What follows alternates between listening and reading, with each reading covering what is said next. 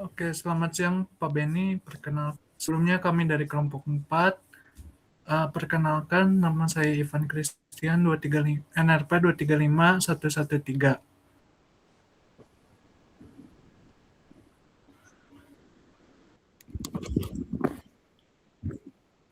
Saya Marcelus dengan NRP 2252037.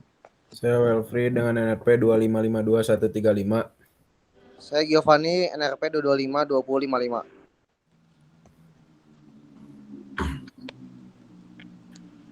Nah, ini soal yang pertama ya Pak Beni, dari financial leverage and profitability-nya. Next.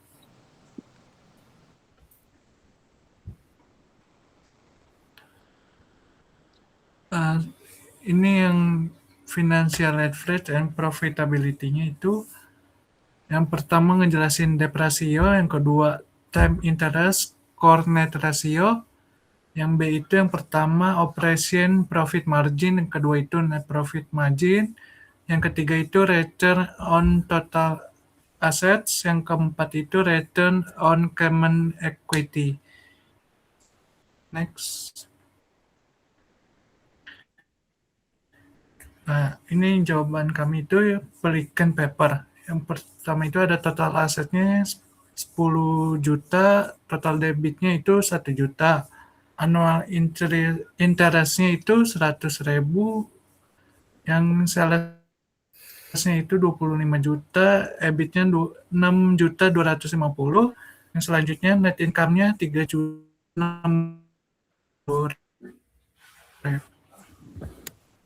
Yang selanjutnya itu time barengan full total debt-nya itu 5 juta, annual interest-nya itu 500.000, sales-nya itu 25 juta, EBIT-nya 6 juta 250, net income-nya itu 3 juta 450 dolar. Next.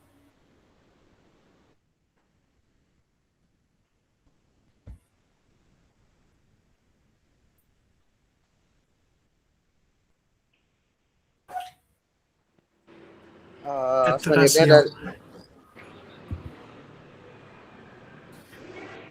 debt and coverage ratio. Yang pertama, rumusnya debt ratio adalah total uang, total liabilitas sama dibagi total aset. Pelicannya 1 juta dibagi 10 juta sama dengan 0,10 sama dengan 10%. Kemudian timberland 5 juta dibagi 10 juta, hasilnya 50%. Yang kedua ada times interest earned ratio, TIE ratio. Rumusnya adalah EBIT bagi total beban bunga.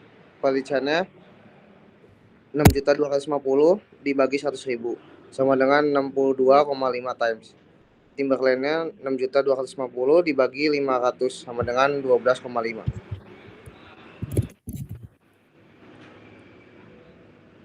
Selanjutnya ada di profitability ratio. Yang pertama ada operating profit margin. Rumusnya laba operasional dibagi pendapatan dikali 100%. Belikannya 6.250 dibagi 25 juta sama dengan 25%. Timberlandnya 6.250 dibagi 25 juta sama dengan 25%. Kemudian ada di net profit margin. Net profit marginnya rumusnya laba bersih dibagi pendapatan dikali 100%. Belikannya 3.690.000 dibagi 25 juta sama dengan 14,76%. Timberlandnya 3.450 dibagi 25 juta sama dengan 13,80%.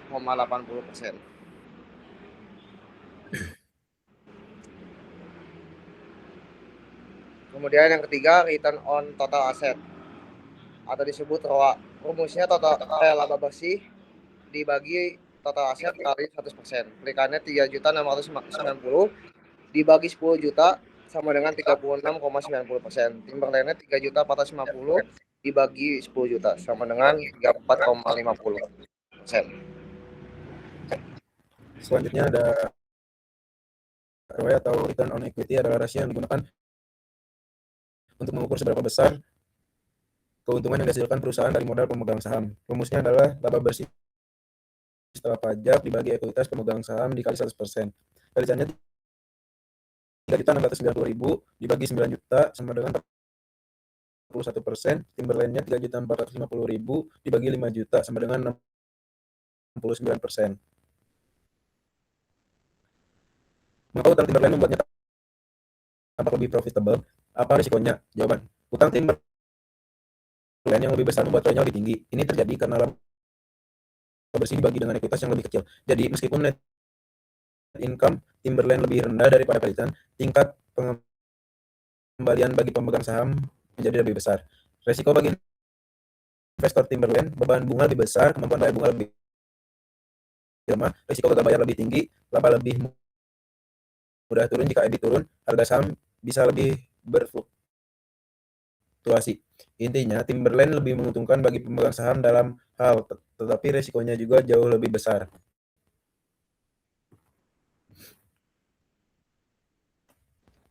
Oke, jadi di sini di soal 2+2 do point system of analysis. Ini soalnya. Nah, untuk ini analisis Dupont pada Johnson menunjukkan bagaimana kinerja perusahaan dipengaruhi oleh 3 komponen utama, yaitu net profit margin, total asset turnover, dan financial leverage multiplier dalam membentuk ROA dan ROE. Jadi selama periode 2001 sampai 2003, Johnson mengalami penurunan pada net profit margin dari 0,059 menjadi 0,049 yang menandakan bahwa kemampuan perusahaan dalam menghasilkan laba dari penjualan semakin menurun. Kemungkinan akibat peningkatan biaya atau penurunan efisiensi operasional juga. Namun di sisi lain, total aset turnover meningkat dari 2,11 menjadi 2,34, yang berarti perusahaan itu tuh semakin efisien dalam memanfaatkan asetnya untuk menghasilkan penjualan. Selain itu juga financial leverage multiplier juga meningkat dari 1,75 menjadi 1,85, yang menunjukkan bahwa perusahaan itu tuh semakin banyak menggunakan penandaan berbasis utang untuk mendukung operasionalnya. Jadi kombinasi dari ketiga faktor ini tuh menyebabkan ROA Johnson mengalami sedikit penurunan karena dampak negatif dari penurunan margin lebih dominan dibandingkan peningkatan efisiensi aset, tapi ROE-nya juga tetap relatif stabil di kisaran 21 sampai 22% karena efek leverage yang membantu meningkatkan kepada pemegang saham. Nah, jika dibandingkan dengan rata-rata industri, bisa dilihat di sini bahwa industri secara keseluruhan itu mengalami penurunan kinerja yang lebih signifikan. Net profit margin industrinya turun dari 0,054 menjadi 0,041. Sementara total aset turnover hanya meningkat sedikit dari 2,05 menjadi 2,15, dan financial leverage-nya itu cenderung stabil bahkan sedikit menurun. Nah, akibatnya ROA-nya itu maupun ROE industri mengalami penurunan yang cukup tajam, dengan ROA yang turun dari 11,07% menjadi 8,82%, dan ROE-nya dari 18,49% menjadi 14,46%. Hal ini menunjukkan bahwa kondisi industri sedang melemah secara umum. Meskipun demikian, Johnson juga tetap menunjukkan kinerja yang lebih baik dibandingkan industri, karena memiliki tingkat profitabilitas, efisiensi penggunaan aset, serta pengembalian terhadap aset dan ekuitas yang lebih tinggi di setiap tahunnya. Dengan demikian, dapat disimpulkan bahwa meskipun Johnson menghadapi tekanan pada margin keuntungan, perusahaan masih mampu mempertahankan kinerja yang unggul melalui peningkatan efisiensi aset dan penggunaan leverage yang lebih tinggi. Next. Di sini bisa dilihat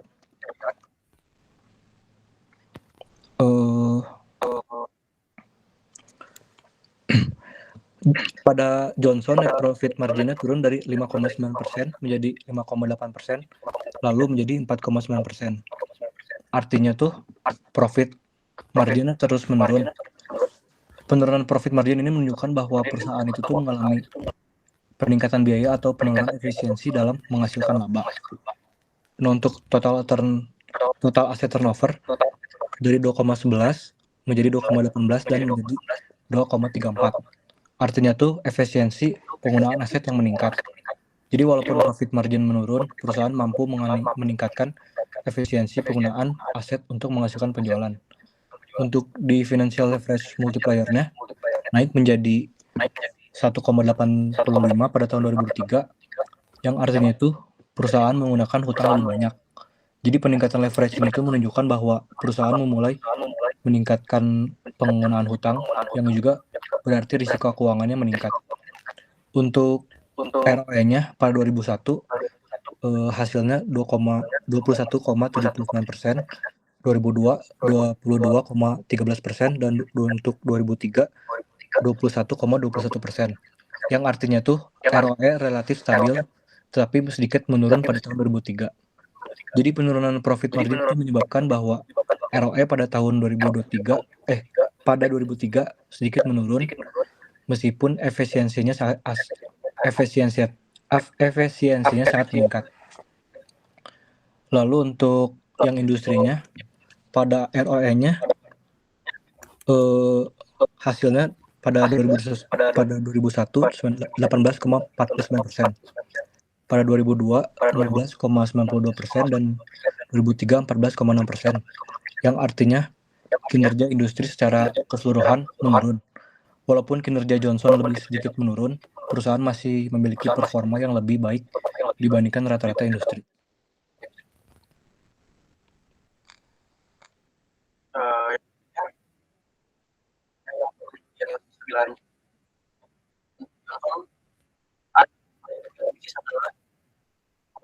Profit margin karena dan dokter biaya dan untuk mencari penyebab turun. Dan yang ketiga, financial leverage multiplier dan yang adalah yang terus turun. Yang kedua ada dan yang ketiga kemampuan